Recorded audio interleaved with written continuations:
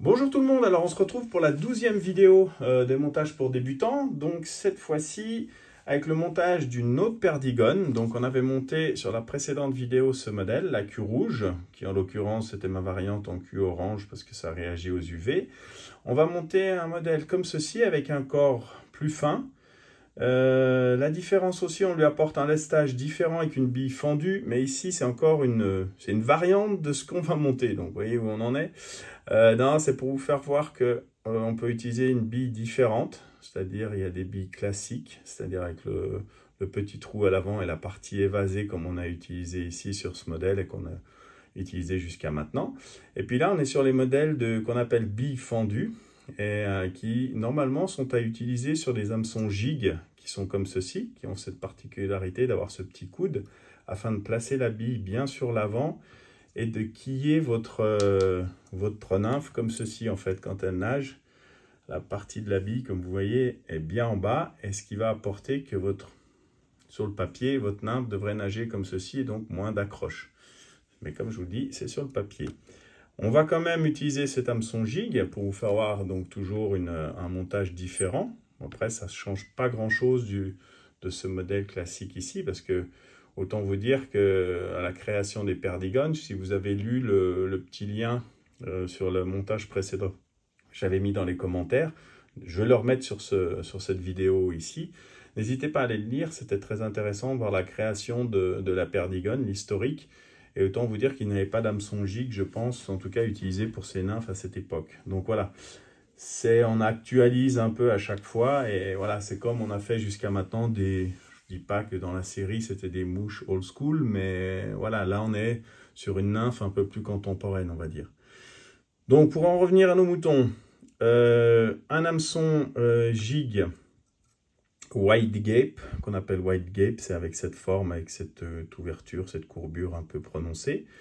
Ici en 14, une bille 3,5 en cuivre, que vous voyez que quand je viens la serrer au fil, elle vient tout de suite se placer directement avec la partie fente qui est ici, on voit. Donc c'est ce qui lui permet de lui donner cet angle, et c'est ce qui a permis que j'ai pu donner aussi cet angle. On voit que le lestage est sur la partie haute ici. C'est justement d'avoir utilisé ce type de bille qui a cette particularité.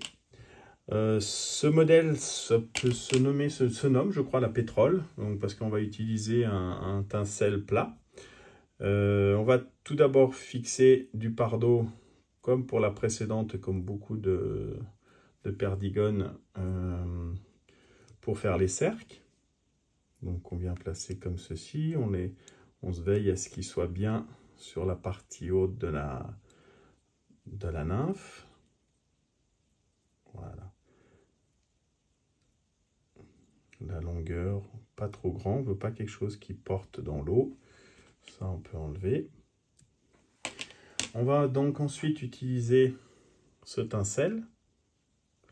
J'essaie de vous faire, voilà, avec ces reflets un peu iridescents entre le bleu-vert. Donc un peu comme le pétrole quand il est sur l'eau. Hop, voilà, on vient fixer.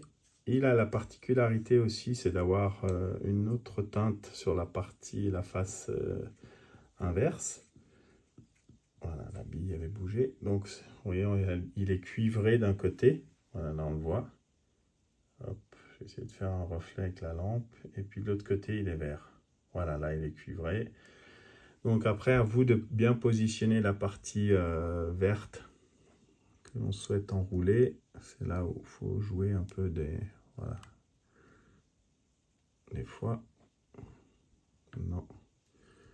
Il faut trouver le bon... Et quand ça veut pas, ça veut pas croire que... Non, il va venir, voilà. Hop, c'est parti. Là, on a la partie verte.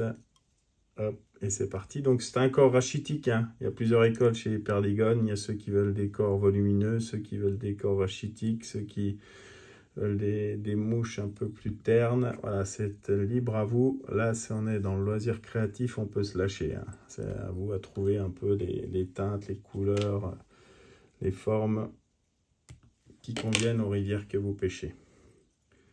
Voilà, là Voilà, et j'ai quelque chose ici qui dépasse. Voilà, mieux.